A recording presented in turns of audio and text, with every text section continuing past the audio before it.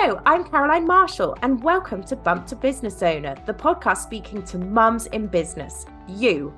I'll be in conversation with some of the most inspiring women and mothers in enterprise about their journey, how they created their successful businesses alongside raising their children, and what that looks like in work and family life.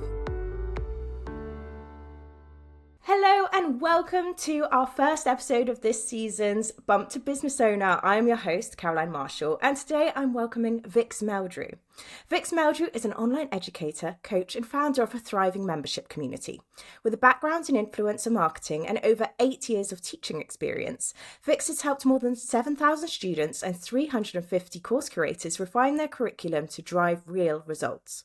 Known for her practical approach and expertise in scaling group programs, Vix is on a mission to empower coaches and course creators to build impactful, sustainable solutions. Then, this last year, Vix embarked on her new role of motherhood and finding out what business ownership would be like for her during this season. So I am so excited to welcome you, Vix, and welcome to the podcast and talk about your first year of motherhood and business ownership. Yay, I think it's my favourite thing to talk about now. I still do sort of businessy podcasts where it's just all strategy, but I've done a couple now where I've been able to talk about motherhood, and it's so lovely to talk about it with other people who actually get it and know what it's like. So yeah, I'm really excited. It really is a club where we're all like, okay, what are you doing? What is this kind of thing? And so, I'm so excited to delve into that. And before we start though, you were a teacher. So I know, especially after motherhood, a lot of teachers end up looking to transition because sadly, the way it works, the stress of it just doesn't work with motherhood. So how did it start from you moving from your job to the online service world? Yeah, I mean, teaching, I was doing, 70 hours a week, extremely low paid teacher. I was in London, my teaching salary couldn't cover my bills. Like I was just, scrimping and saving every single month for 70 hours plus a week, with Ofsted hanging over you and all of the kind of red tape that is in like British primary schools. And at the time as well, I was also grieving my parents. I lost both my parents within sort of about 15, 16 months of each other. Oh my goodness. So you've got mental health, stress of the job, overworked, tired, like not processed grief and things like that. And my outlet at the time, I also went through quite like a traumatic breakup with like infidelity, but on his part. Oh no. Just like, it's like you're That's just fighting here. It's like you're flat. You look back and you're just like, how did I make it through that? But that was all going on. And you're trying to look after all the kids as well, trying to be strong for them, for all those hours. Yeah. And they were such a respite. Like, I think I even went back to school the day after my mum passed away because I was like, I need to be there for them. And I know that they will like give so much back to me. So I absolutely loved being a teacher, but I also had a creative outlet at the same time where I started blogging.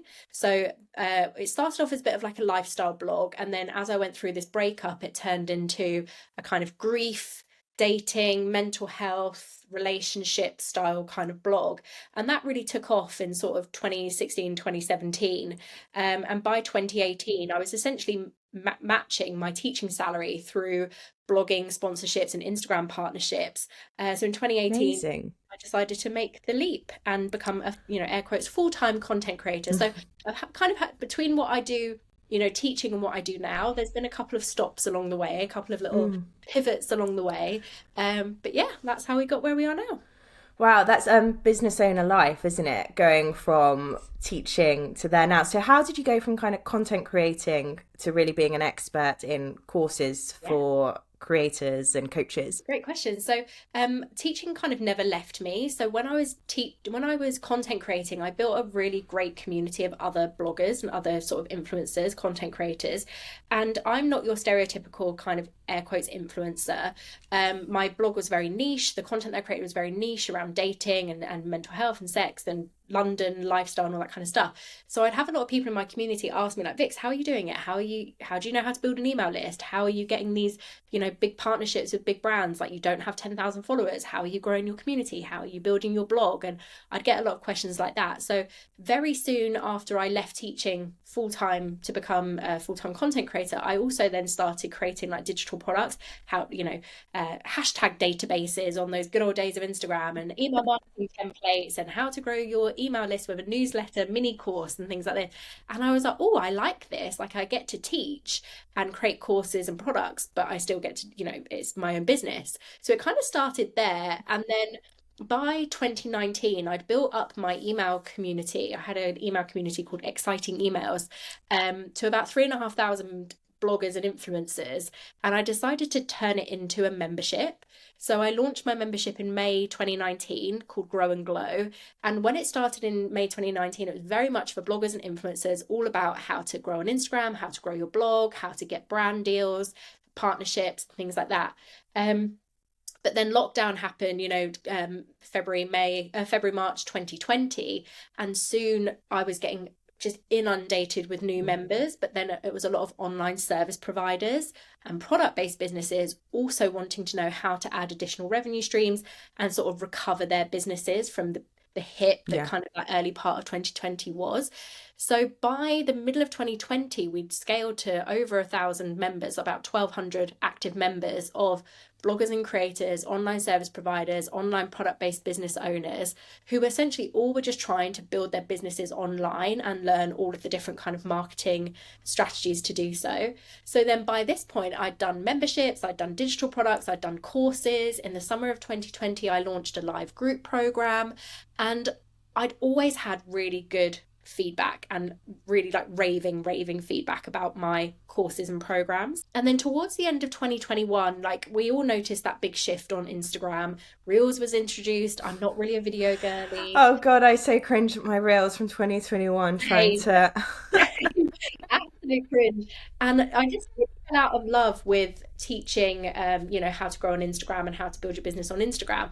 And I'd always had this like burning passion around teaching and educating and knowing that my courses were the best out there and my programs were the best out there, and I had this amazing membership that was the best out there.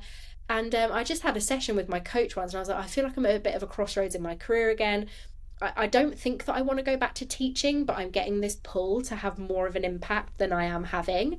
And as she spoke about it, she was like, do you know what, Vix, there's so many people out there who are teaching coaches, entrepreneurs, service providers how to launch courses, how to sell courses, but no one's teaching them how to teach them, how to actually get results, how to get transformations, how to design their experiences and their programs and their memberships and their courses to be transformative.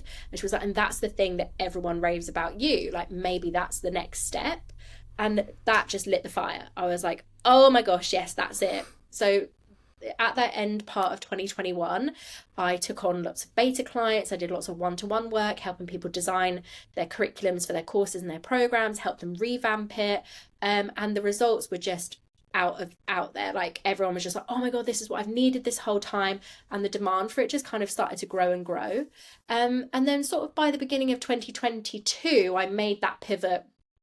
Oh, actually, it's probably like later in 20. It took me a long time to fully pivot away from teaching about content, fully into teaching about curriculum design and group, group experiences. But sort of mid to late 2022, by the time I'd made that full pivot and had left the kind of membership behind, I was doing live programs, teaching people how to design their programs and design their courses.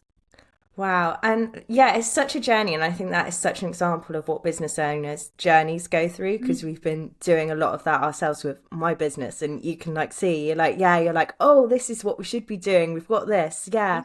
I love you had that light bulb moment as well. And just now jumping to the flip side of it, though, is that you also went on our IVF journey. Am I right? So did your pivoting your business tie in with your IVF journey? Exactly. And I wouldn't say I'm full woo, I'm semi woo. And I'd say semi woo too. Yeah, semi woo is a good way to put it. But one of the things that I really believe in business is that life mirrors business and business mirrors life. And there's a lot of energetics that come into life and business. And when things aren't aligned in one area, it really mirrors in another area. And it was so interesting to me that I started IVF in September 2022, but we were going through that whole pre-process before you even get to there of the investigations, of waiting months and months and months for appointments and things like that. Did you start out in the NHS or did you go? It started in the NHS and then went private, but we'd had like a whole year before that So sort of all of that 2021, that big pivot year where I was like, I need to leave this business behind and I want to start this new, area of business, but I'm going to keep one foot here, one foot here. And that very much mirrored in the journey that I was in as well, because it was like, are we going to do IVF? Are we not? Are we going to keep trying something else? Are we not? And I no joke, the day we booked our IVF cycle was the day I was like, I'm going all in. Like it was just, it mirrored and it matched. And we can talk a bit more about it. I'm more than happy to talk about IVF. We had a successful cycle. It all went to plan, and it was hiccups along the way and everything, but again, that perfectly mirrored the then upward trajectory of my business since as well. Yeah. And so when you look at it on paper of like what was coming in revenue wise and things, did that change as you were doing IVF and pivoting your business? Massively, yeah. I earned in Q4 of 2022 more than I'd earned in Q1, 2 and 3. So when I was this like, one foot in, one foot out, what am I doing? Should I do this? Should I do this offer? Should I do that offer? What's my niche? What's my not niche? Like that kind of one foot in, one foot out. 2022 was actually my lowest revenue year in business to date, because I'd left my huge membership behind to start something new, but as soon as I had this like, I'm going all in, and these are the offers that I'm going to do, and this is my niche, and I'm going to really like go for it now, like Q4 of 2022, it just all, bear in mind this is while I'm going through the scans and the whole IVF process, but the revenue went up again. I love that. I think sometimes, like I said, the woo thing, I talk a lot on this podcast. For the whole of last year, I had to do EMDR therapy to recover from a trauma. And I realised I had this year, once I'd done a lot of the work, spent a lot of work on myself last year, I had more sales and more discovery calls at the end of Q1 by the whole of last year. And it was the fact that last year it was kind of, the universe was like, I wasn't ready for them at that point, and I was ready for them this year. Yeah. And so I do believe in that kind of thing of putting what you're putting out there, but you don't necessarily know about it. And with your IVF journey, do you still think, was it easier or harder that you had a business compared to, what you're teaching career was like and the demands on that? Do you think that would have been a harder journey to go on as a teacher? Yeah, 100%. It just wouldn't have been, tenable. Like so we had to go private for IVF because of my age and my BMI. And can I just check, were you under 35 when you did IVF? So you still had to go under private for that? Yeah, so I was turning 36. So when I started the investigations, I was 34. Then when I started the kind of next level investigations, I was 35. But by the time, if I had managed to get to an IVF cycle, I would have been 36. And they were like, oh my goodness. But I'm so glad it went that way, because my clinic that I went to were the most amazing clinic ever. Like they were incredible. But to your point around like being full time, like, we live in Kent and our clinic was in London, and as part of I know some of your listeners will have gone through IVF and some won't, so they won't be familiar, but for the process where you are stimulating your ovaries to grow your follicles, you have to go in to your clinic every other day to have your follicles scanned, because they need to make sure that they are the exact right size, kind of ripe enough and ready to extract the eggs from them. So you have to have them closely tracked and closely monitored. And because I've got PCOS, I didn't react initially very well to the medication. Lots of people stim, it's called stim, they sort of stim for between 7 and 14 days is average. I had to stim for 21.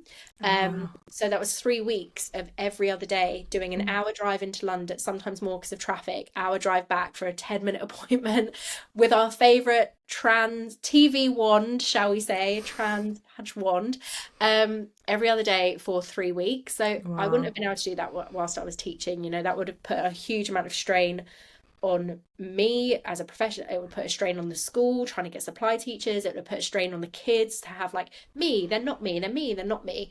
But luckily with my business at the time, I had one offer running, which was a 12-month group program. So I had one call a week, which was on a Wednesday afternoon, that I told them about my journey. I didn't share it publicly, but I told them, and I said, look, Right now, my appointments are not on a Wednesday at 4 p.m. But if anything changes whilst I go through this and I have to go into the clinic at Wednesday at 4 p.m., I'm just going to have to move our call. And they were like, no, obviously, it's fine, it's fine. So having that flexibility, having that less kind of constraints on the calendar and not being in like a air quotes full-time demanding sort of role made the whole process so much easier. No, but and that helps with the IVF process as Yeah. well. I can Just completely relax. imagine. Just Yeah. relax, like you just can focus on you and what you need to do and what your body needs to do, and you can focus on like movement and nutrition and enough sleep and enough rest. Like I was napping all day long, and again, yeah, just wouldn't have been able to do that in full-time employment at all. That's amazing. And so when you got pregnant, amazing. Did you planned, I saw that, or listened to your podcast, you planned a 2-month maternity leave. Actually, now listening to this, do you think it helped that you'd already kind of planned around IVF and cycles and resting and prioritizing yourself? Did that help you prioritize that maternity leave?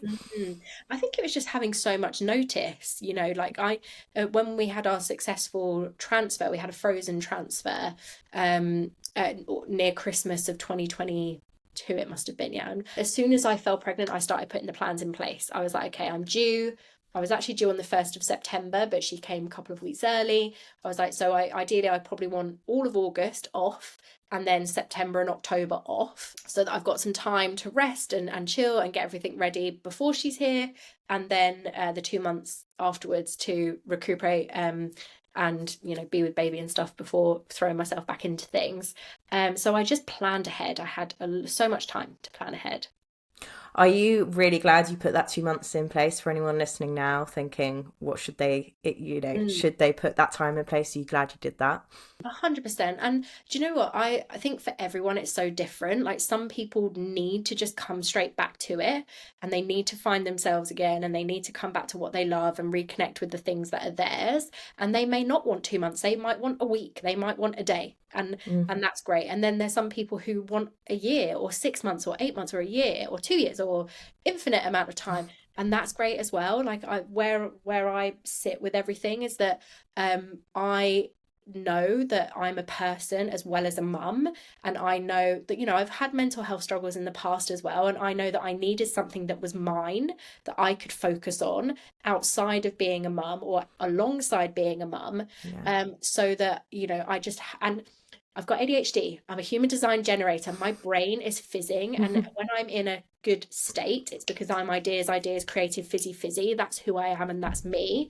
And I thought to myself, if I don't come back to that for an extended period of time, I'm going to lose that part of me that makes me so happy, that I am such like a fizzy, creative, ideasy type person. So for me, it was the perfect amount of time.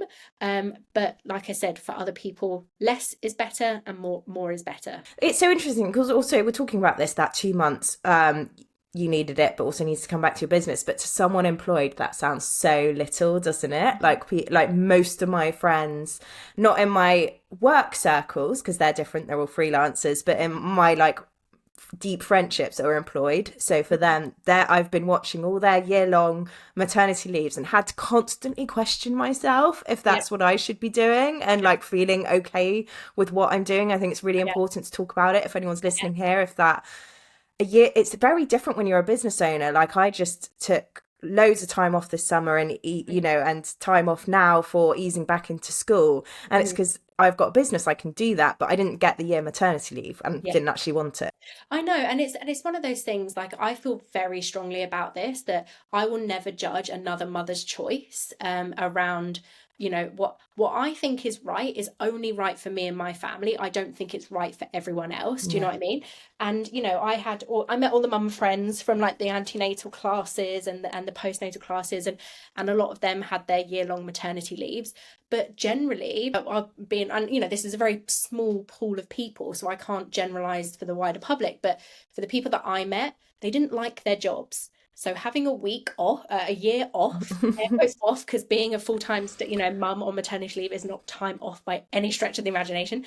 They wanted that year off of their jobs because they didn't enjoy their jobs.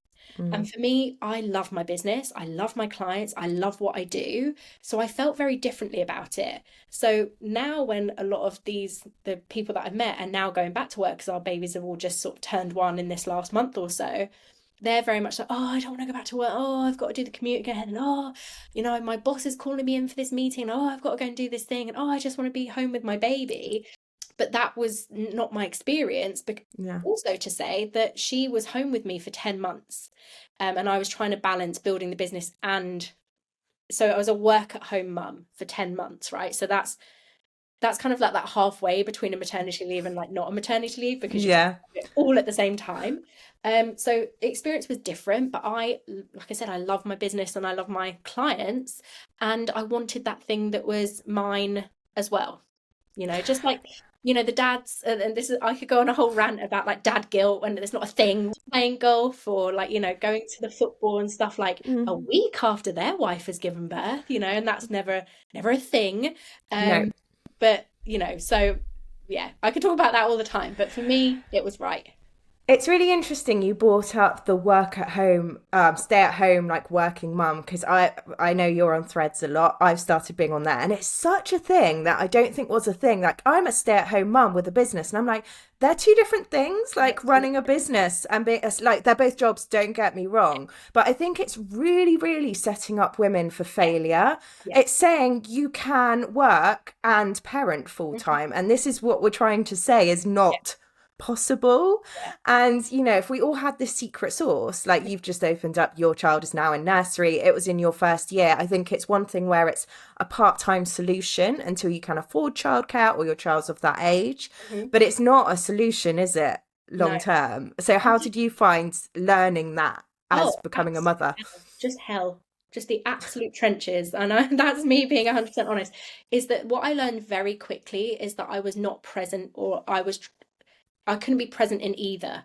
So when I was working and she was there, I was like, I can't work. I was like, I've got my baby here. Like, they were just a potato for the first 4 months, aren't they? They can't do anything. They're just lying there. They're amazing. They're amazing. And all you want to do is cuddle them and just have contact naps and watch TV.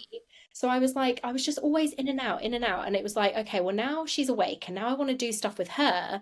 But now I'm like, oh my gosh, I need to write some emails and I need to get back to that client. And, it was never I had to do thing, but it was like almost like an invisible pressure that I didn't want anyone to think that my quality had slipped or my standards had slipped, even though on the outside it was never like that. That was just like an inner pressure that I had. Yeah. So it was just that constant pull of, I want to be with her, but I've got these nagging things that I need to do. So I started doing evenings and weekends and things like that. And then it was like when I'm in doing business stuff, it's like, but I just want to be with her and I just want to give her cuddles and just want to make, I'm also to say extremely lucky that my husband is as much of an equal parent that you can ever wish for and hope for. So, and he works from home, the majority of the week as well. So when it came to evenings and weekends, he would be like, it's mine, I've got it, so I could have those evenings and weekends. But, I struggled so much with that, the guilt of, okay, if I'm present in my business, I'm not being present with her. And if I'm present with her, I'm not being present in my business. And for those people who, I firmly believe those people who are saying that they're building these businesses around their babies at home is it's the same thing. You're not being 100% present for either, because I just don't know. And is that a limiting belief? I don't know. I just physically do not know how you can be 100% present with your baby whilst you're building your business on your phone and your laptop. You can, and everybody, I do it when they nap. My baby had colic. My baby did not nap. We did not. Thank you for noticing that. Yeah. And even if they do nap, you might need to like rest yourself, because you're like feeding them, staying up late. And I think I'm the skeptical one who's like, are they trying to sell something to me and prying on other people who think they've got this magic fix to earn money that we'd all have wanted before we had kids? Let's face it. I just have so much respect for mums who are running businesses, who they're some of like the best friends that I've made over this past year. I know mums who are running businesses who are like, my God, this is hard, isn't it? Who are just like, I'm trying to do this, but they want me to play with them, or I'm trying to get this done, but they're crying in the background, or I'm trying to be with them, but I've got a client that I want to get back to. And it's like, let's talk about the reality. It's not bad. Exactly. Or I thought I got my evenings back, and then they decided to play up in the evenings. I can't do anything. It really is so true. And have you ever felt a little bit like, I felt it from listening to something you said, not now, but on another podcast, like a little How was it entering the mum world as a business owner? Have you felt like you've kind of had to put disclaimers on things? Like, if this is right for you, that's fine, but it's not right for me. And I feel like it's the most apologetic community sometimes of saying this is right for me and it's not for everyone. What I think it is that your choice as a mum will reflect on another mum's choice. Yeah. Just because, say, like, we might do things totally differently, but because they're different, we think that they are against us or standing against us. Do you know what I mean? And so I kept my pregnancy completely secret. I did not announce that I was pregnant online until my baby was born. I still had never shared her name or her face or anything online. That's a choice that I've made for us and our family. And lots of the reasons why I didn't want advice, and I didn't want comments, and I didn't That's so good. Yeah. I mean, I don't think I like had a really only just started my Instagram when I was pregnant, but yeah, I don't think I put anything on there because you don't, especially first time, you don't want that advice. No. Yeah. So, that's been a struggle for me as well, because I used to be chronically online, like, especially marketing my business on Instagram. I was on stories every day, posting every day, like posting stories all day. And now I just don't want to calm it down. we're just I'm with the baby and everything. But yeah, in terms of entering the business mother kind of world, is that, well, it's the kind of online world of being a mum, is that every mum has an opinion on what other mothers do, because especially if it's different to what they do. And that's natural, of course it is, because it's somebody else's choice is always going to either affirm your choice or trigger your choice. And that is because motherhood is such a sensitive, we're in such a sensitive space entering motherhood, hormonally, physically, emotionally, mentally. We're so fragile as we enter motherhood in that way, and we want to be validated, and we want to be the best mums ever, and we want everyone to tell us that we're doing such an amazing job, and that that every choice that we've made is the right choice. So if we see somebody making a different choice that we think, oh, are they doing the right choice? It's going to trigger us. It's going to upset us. It's going to make us feel guilty. So that's definitely something that I've been trying to navigate in that way, is that I don't really like to talk about motherhood, apart from in spaces like this where people get it, because, I don't want anyone to think that my choices mean that there's a right or wrong. And I think there's still a lot of trauma associated around becoming a mother. Some people have the stats on traumatic births is like 50% trauma becoming a mum, and IVF rounds. I think then that just makes everyone really defensive, and that's why, and we're like that, and it takes loads of healing, but there's no support there for that healing. So it is the right thing to do. Like, neither of my kids are online, so when I'm talking about it, it's just talking about the juggle when I'm talking about parenthood, rather than the ins and outs of my parenting choices. I think that's the safer space to go down from it, kind of thing. Because I had it once where, very early on, I was like, right, postpartum, I'm going to treat myself, and I put on my stories, I was like, I'm going to treat myself postpartum, push present to myself, whatever it is, C-section present. Should I get Adidas Sambas or UGG Tasmans? Like, these two different types of shoes. One's, the Adidas Sambas, they're kind of everywhere, and they were really trendy at the time, and the UGGs are like slippers. And I had a comment from somebody who was like, good luck trying to do up laces when you've just had a baby, like when you're trying to hold a baby. And I thought, this is exactly why. Like, I can't even share. What, are women not allowed to buy laced up shoes anymore? I just replied back and I said, I think probably my husband will hold the baby while I put my shoes on, like, or she'll be in the pram while I put my shoes on, like, such. You can put the baby down, or even in a sling. You can do up laces with the baby in a sling. And I just thought, well, that's just example A of what it's like to be online to share things, is that you'll always have the just you wait until, or just wait till this happens, or you think it's bad now, just wait till this, or you shouldn't do it this way, you should do it that way. And, as a mum, you should be thinking about this. And I thought, I just don't want to open myself up to any of those comments, like, or comments, insults disguised as advice or whatever it is, kind of thing. So I just don't talk about it. I had it at the office, actually. We talked about my lipstick when we first came on. Someone was like, you won't have time for that. And I'm like, literally, I've got a mirror by my front door. 5 seconds. I'm pretty sure I have some people prioritize coffee. This I can prioritize. It's so interesting what people put on you, because maybe they didn't feel they could put on lipstick for that time, kind of thing. So I really felt what you've also said as well about kind of not wanting to lose momentum with your business. And actually, I just got off a phone call with a pregnant VA, and you can see she's thinking all those same things of like, I'm really ambitious. I want my business to be like this, like what you did. But how do I know I'm going to be like that? Did you really feel that kind of pull as well? Like the knowing you need to take a break and rest, but that like, I've built all of this and I want to keep this going. How did that feel? Yeah, so I had like the summer that before I was giving birth was like my busiest like few months in business ever. So my mastermind was full, wait lists, group programs selling out. Like honestly, I couldn't open up my Instagram DMs for a week without having people being like, can I work with you? How can I work with you? So everything was going so well that I thought, like, I tried to always think, I never try to put a limit on myself and say, oh, I'm not going to be able to carry this on because I'm going to be doing X, Y, Z. I challenge myself to think, how can I like get curious? How can I keep this going and be in recovery and be a present newborn mum and keep this going? So that I got into curiosity, I got into problem solving, like HD generator modes of, right, let's solve it. Like, how can I keep this going? So like I said, I had all of that time to plan ahead. So I really did pull out some kind of strategies and ways of keeping up that momentum, which I'm more than happy to share. Yeah, like what were they? I'm sure some of our listeners would be so interested to know, like anything from planning your content far in advance kind of thing. I had almost made a rod for my own back because I email my list pretty much every day. I love email. I email all the time, very, very frequently. And it is often, you know, I can't remember how many emails I've sent, but it's likely at least one a day on average. Do you still do that now, or have you okay, wow. Yeah. Well, the thing is with email, the more you write, the quicker you get. And obviously I used to be a blogger as well, so it comes very You're naturally. a writer. Yeah.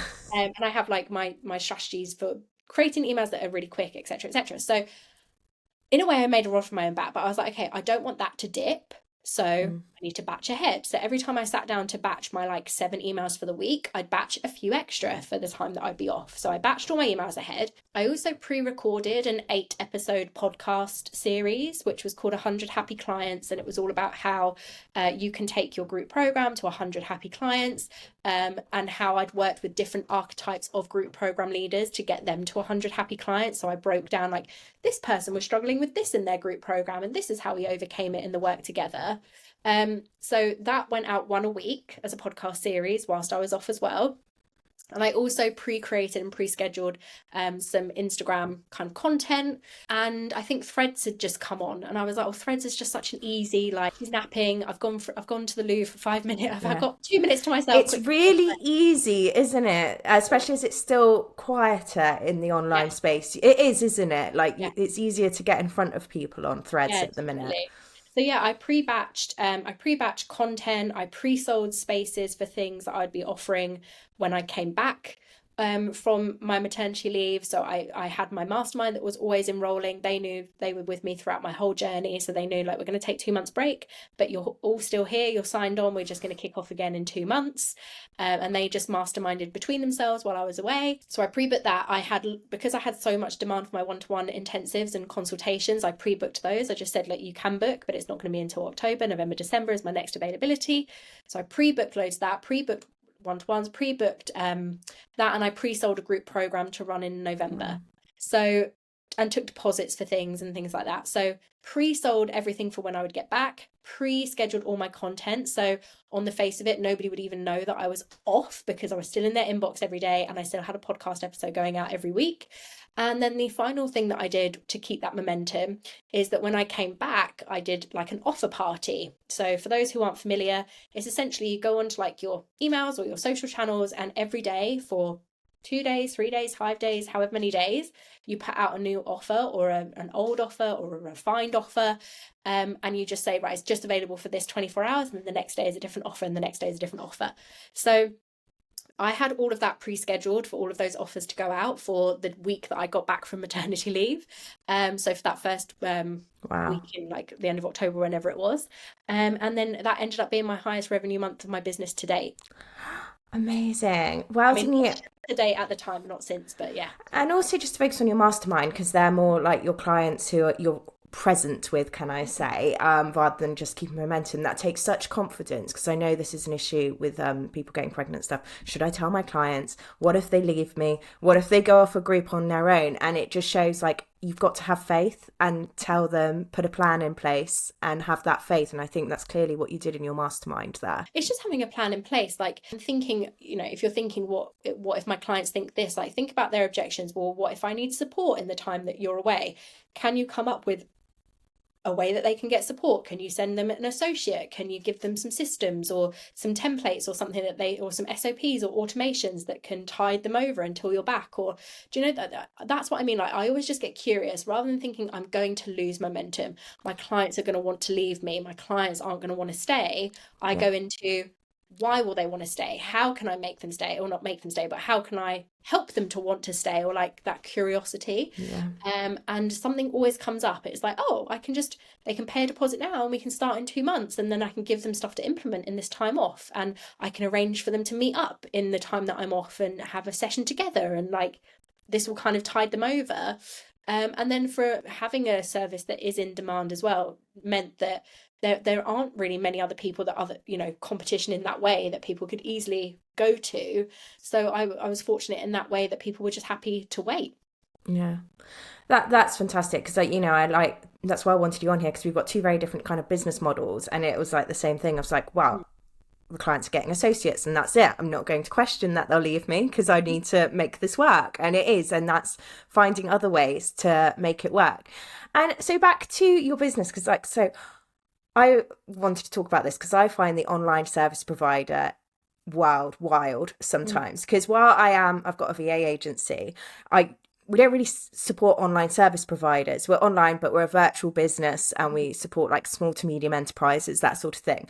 What do you love about the online service provider world? Like, what do you love about being in that industry? I just love the kind of personal branding element, and how people that are building these online businesses, they're building these like real personal and personable brands that you get to see their content online all the time. So you really feel like you get to know them, you get to know their personalities, you get to know their likes and dislikes. Like there's so many people out there who are really innovating in their spaces and in their services, whether it's designers, photographers, like whatever it is, they're just really innovating, and especially with like AI and like seeing how they can harness things like that. So I just love how like fast paced it is, and how everyone carves out their own thing and their own persona, and then brings their personality from their business but to online. And you do feel like you're part of like this kind of community, that even though everybody is doing, I mean, I'm quite fortunate in what I do, in that all of the clients that I work with all do very, very different things. I've worked with dog trainers, with study skills coaches, career coaches, accountants, lawyers,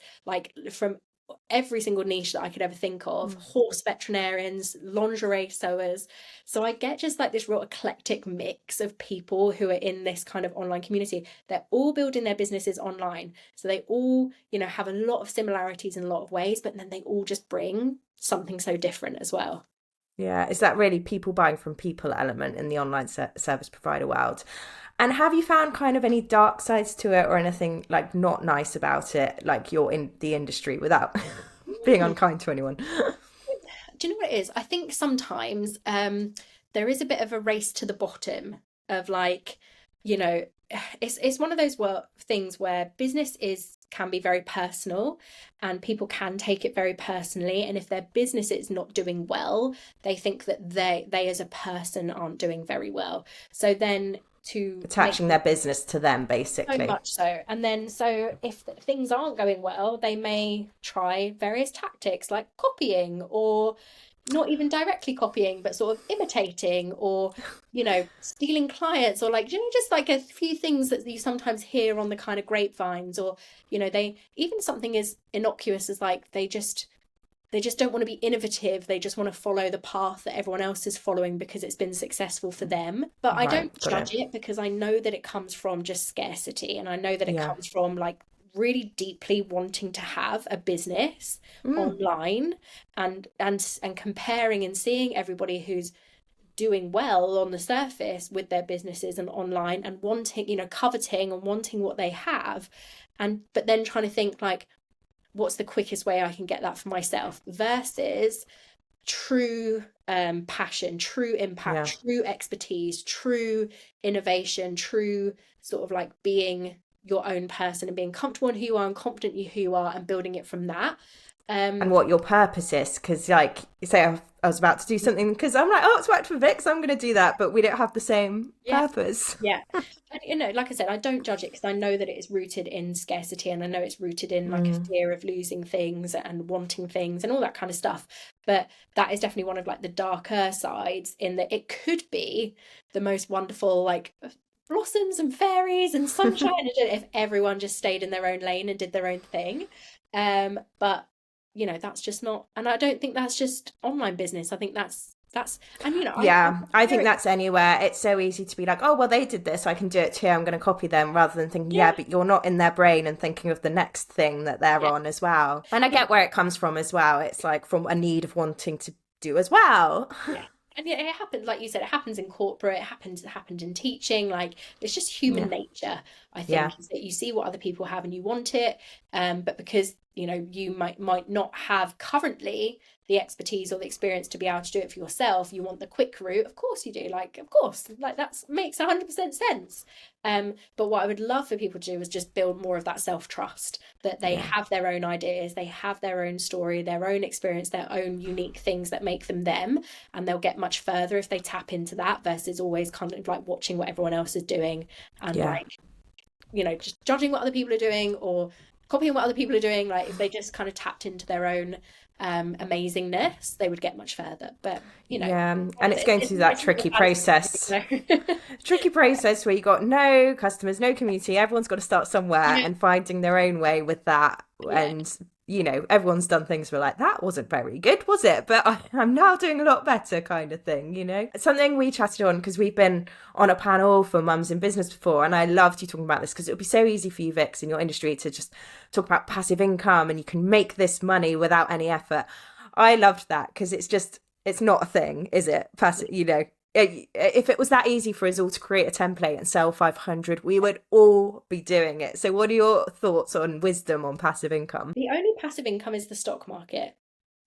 That's literally the definition of passive income. Even property is not passive income, because somebody's still got to manage that property, and somebody's still got to be the landlord, and somebody's still got to do the maintenance. Like, the only passive income is the stock market. And what you'll notice, and most savvy people do notice this, is the people who push passive income are actively selling their product every single day. And when I say that, so there's a lot of people out there whose their whole business is passive income, and they are showing up on stories, on TikTok, on Threads, and in email every single day selling their passive income product. That is not passive income. That is active income, because you are actively marketing and actively selling it every day. Can you have passive income if you have an automated funnel? So you have a product, you have an email funnel, and you have a Facebook ad that runs people through your product. Yes. However, that is only passive if that product is never improved, never edited, never updated. And lots of people do make money this way. They will still be selling courses and PDFs and trainings that are 2, 3, 4, 5 years old. Even some of the biggest names in the industry are still passively selling courses where the content inside that course was relevant 7 years ago, and they will never update it. That is passive income, but at what cost? Yeah, do you want to sell a course from like 7 years ago, without updating it? There may be so much relevant content, but you still have to update it. That's so true. So that's how I kind of see it. It's like, if you're just in the business of making money, passive income, sure. If you're in the business of wanting to make an impact, then you will want to update and edit and iterate and improve and upgrade things. Maybe it's once a quarter. It doesn't have to be every week, every day. But that's still not fully passive, because you will be either still marketing, like even like this. I could get on my high horse about this. Some people are like, oh, well, Facebook ads make it passive. Who's running the Facebook ads? That's a cost as well, and that's something you have to deal with. What's cost of time or cost of someone to run them? Exactly. So either you're running them yourself, so then it's not passive because you're checking your ads manager every day and you're tweaking your ads and updating your ads, or you've hired somebody else to do it. Then you still have to check in with them and have meetings with them, and how are they? Do you know what I mean? Like, yes, maybe some of these huge like online web celebs who have these multi-million-dollar businesses, maybe their income is passive for them, because once they've sat down and recorded something, they never have to touch another Instagram account, another piece of content, anything ever again. But the reality for 99.9% of online business owners and service providers and entrepreneurs who are creating courses and programs and memberships and digital products is that you will be actively marketing, selling, and creating them regularly, even if it's not every day. Yeah. I always think of it like as well, like an author writes a book and goes through all the publishing, all of that. And you never say then they're just sat on their passive income for the rest of the year. It's partly because, there's only so much you earn from one book. So then they've got to get on to writing the next book and the process from there. But you never go, oh, that's your passive income sorted to an author. Yeah. I'm like, you've got to get to these stages and put in all the work. So I just love chatting about this because I think there's so many rumors out there about passive income. And I'm like, if it was as easy as like some people who sell it as their business were making out, we'd have all been doing this for the past 10 years. Exactly. And finally, so we are coming to an end of this lovely podcast. The theme of this series has been joy. And we really want to, because I've been on my own journey since my kids of bringing like what brings joy to us, how can we carve out moments of joy? And you're still fairly early on in your mum journey, so I know it must be a challenge. It's such a challenge at the stage you're at to find your joy. What does that look like for you? Have you found or rediscovered anything that brings you joy day to day or week by week? Yeah, mine's just little moments. Like if I can take myself out for a coffee once a week, when she's at nursery, or if my husband has her, I can just sit and have a coffee. If I can get my nails done, I get my nails done every other week. Like that's my hour out of the house. And I've got a lovely nail girl, so she's like she's been doing my nails for like 5 years now, so we always have a good chat. If I can meet up with a friend for lunch or brunch, and we bring the babies or we don't bring the babies.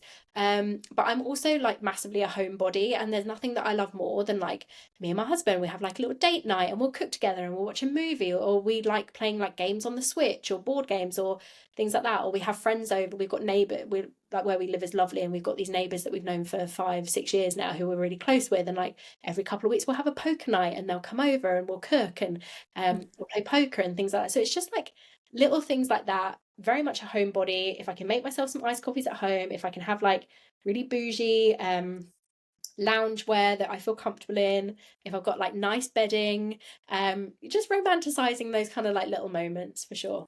No, I think that's such a good tip, especially when you've got like almost 1-year-old. Is she one girl, yeah, just right? turned one, yeah. Just turned one. I think that's such good advice because it is about nice loungewear, beds, community, meeting with friends when you can, and having coffee. So Vix, thank you so much for coming on the podcast today. Where can people find you if they want to find out more about you? Yay. Oh, thank you so much. Like I said, it's so nice chatting with you, especially, but also, thank you for letting me share about my experience as well. But yeah, if you want to come and check out what I do, best place is my website, vixmeldrew.com. But if you want to come for a chat, I'm probably most active on Threads, which is at Vix Meldrew, but then that's also Instagram as well, which I am still very active on. But Threads is just where I hang out nowadays. I love your threads. You're great on there. So yay to threads. Well, thank you so much, Vix. And we'll chat to you soon. Thank you. Thank you so much for listening to Bump to Business Owner. I hope you enjoyed the conversation. Please do rate, review, follow or subscribe wherever you're listening. It really helps us to connect with more mums and business owners. You can DM me on @BumpToBusinessOwner on Instagram, and I'll be back next week.